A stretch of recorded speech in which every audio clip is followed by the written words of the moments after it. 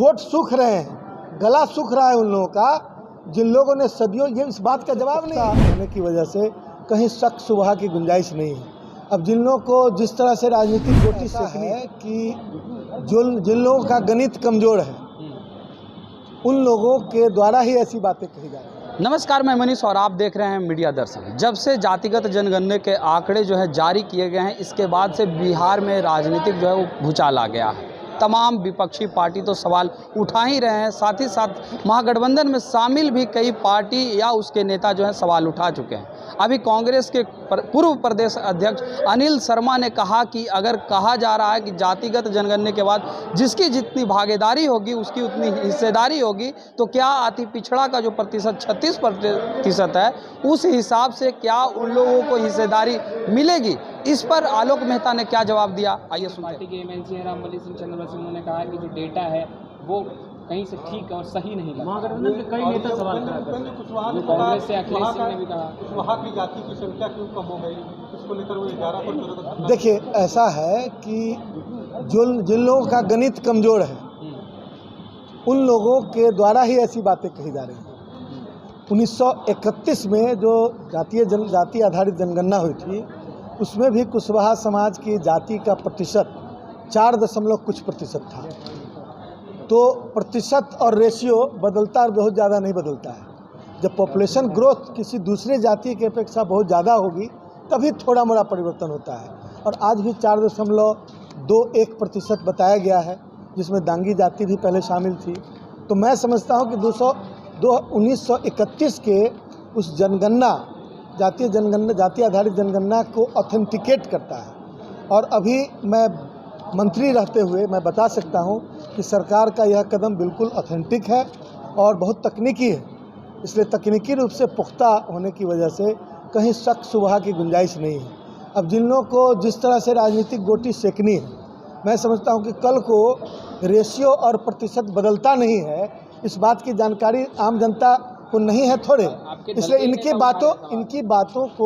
बातों को लोग नज़रअंदाज कर देंगे। आपके दल के नेता देखिए, हमारे दल में डेमोक्रेसी है। हो सकता है कुछ लोग अपने ओपिनियन दे रहे हों और उसमें भी कोई बात हो तो पार्टी फोरम पर उस पर बात होगी, पब्लिक में उस पर बात नहीं की जा सकती। कई महागठबंधन के नेता सवाल खड़ा कर रहे, जदयू के नेता ने देखिए, कांग्रेस के नेता ने सवाल खड़ा किया, आपके नेता ने सवाल किया, सबका गणित कह रहे कमजोर है। नहीं, मैं कह रहा हूँ कि कोई भी व्यक्ति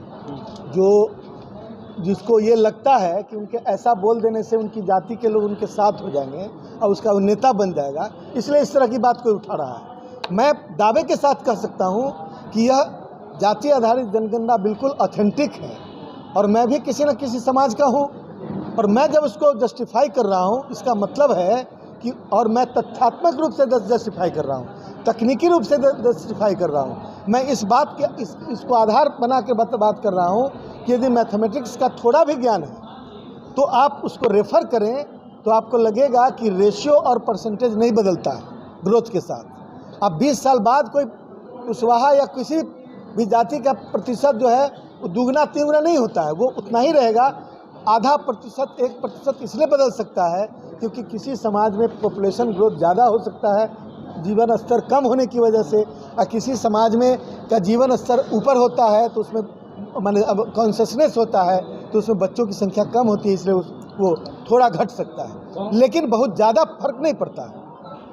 और ऐसी बात कहने वाले लोग असल में ये इसके तकनीकी पहलू के तरफ ध्यान दिलाकर और उसमें कन्फ्यूजन पैदा करके उसके जो इफ़ेक्ट्स हैं, जो समाज के अंदर इस बात का एक मैसेज गया है, उसको नलीफाई करना चाहते हैं। होठ सूख रहे हैं, गला सूख रहा है उन लोगों का जिन लोगों ने सदियों ये इस बात का जवाब नहीं है कि 85% जो आबादी है उसके सिर्फ 15% लोग सरकारी नौकरी में कैसे हैं और जो 15% हैं उनके 85% के लोग कैसे हैं।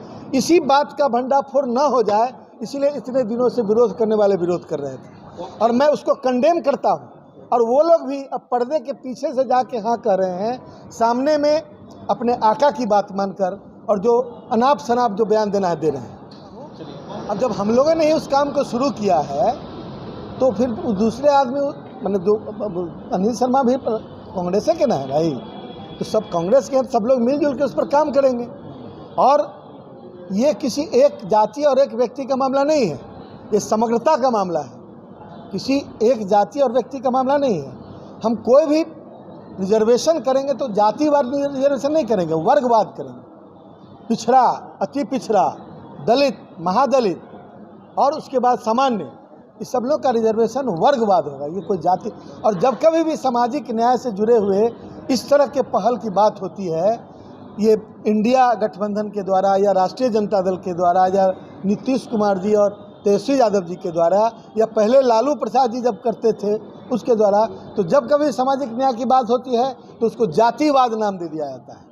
अरे भाई, जातिवाद और सामाजिक न्याय में बहुत फ़र्क है। हम उसी जातिवाद को समाप्त करने के लिए सामाजिक न्याय कर रहे हैं। समाज के अंतिम पंक्ति के लोगों को जब मुख्य धारा में शामिल करेंगे और तभी ना जातिवाद समाप्त हो सकता है। अब एक 9 पर है, एक 99 पर है, ये डिफरेंस बना रहेगा तो फिर वाद कैसे खत्म होगा? हम वाद को खत्म करने की पहल कर रहे हैं। तो क्या अति पिछड़ा का 36% भागीदारी आप क्यों वहाँ अटके हुए हैं? पिछड़ा, अति पिछड़ा, दलित, महादलित, सबको सम्मान मिलेगा और सबको मैंने हिस्सेदारी मिलेगी। अरे मैं वही बात बोल रहा हूँ, अनिल शर्मा जी नहीं, सब लोग का मत है कि उनके रेशियो के हिसाब से विभिन्न जगहों पर उनको रिजर्वेशन मिले। तो आपने सुना, आलोक मेहता सीधे तौर पे ये कहते हुए नज़र आ रहे हैं कि हमारे गठबंधन के लोग हैं, अगर उन्होंने कुछ कहा है तो कहीं ना कहीं विचारणीय योग्य बातें हैं, लेकिन अगर बात की जाए अति पिछड़ा का या पिछड़ा का, तो हम लोग सभी को समान रूप से अधिकार देंगे ताकि वो लोग बिहार सरकार के कैबिनेट में जिस प्रकार से कार्य हो रहे हैं उस प्रकार से कार्य और अच्छे ढंग से वो करें। इस तरह के तमाम अपडेट के लिए देखते रहें मीडिया दर्शन। धन्यवाद।